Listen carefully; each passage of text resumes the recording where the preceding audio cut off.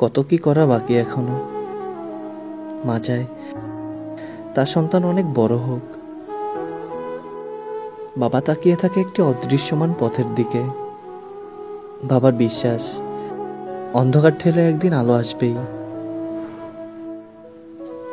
আমার অতীত জীবনের প্রেমিকা চলে যাওয়ার সময় অস্পষ্ট স্বরে বলেছিল, অনেক সফল হও, আমি দূর থেকে যাতে তোমাকে দেখতে পাই। আমার জন্য যে কিশোরী নিজের ভেতর বড় করে চলেছে সংসার, সে চায় আমার সচ্ছলতা আসুক দ্রুত। একসাথে থাকতে হলে, বাঁচতে হলে নিজের দাঁড়াবার মাটিটুকু শক্ত হতে হয়। আমি একটি চাকরির সন্ধানে আছি। মাস শেষে একটা ভালো মাইনে পেলে মাকে একটি শাড়ি কিনে দিব। বাবার পুরনো জুতো জোড়া ফেলে দিয়ে নতুন জুতো কিনে দিব।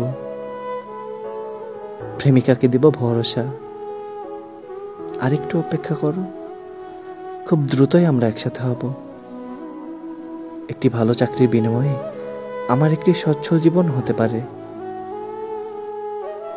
আমার প্রেমিকাটি তার বাবার সামনে মাথা উঁচু করে বলিষ্ঠ কণ্ঠে বলতে পারে, মাস শেষে ছেলে ভালো মাইনে পায়, তোমাদের দুশ্চিন্তা করার কোনো কারণ নেই।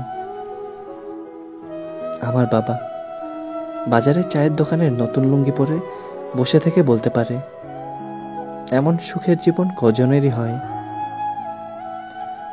আমার মা বিকেলে স্নিগ্ধ রোদে পান খেয়ে মুখ লাল করে এ বাড়ি ও বাড়ি হেঁটে যেয়ে দেখাতে পারে নির্ভেজাল জীবনের প্রতিচ্ছবি।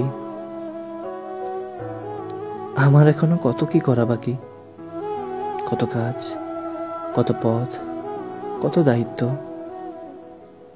কত কি যে করা হয়নি।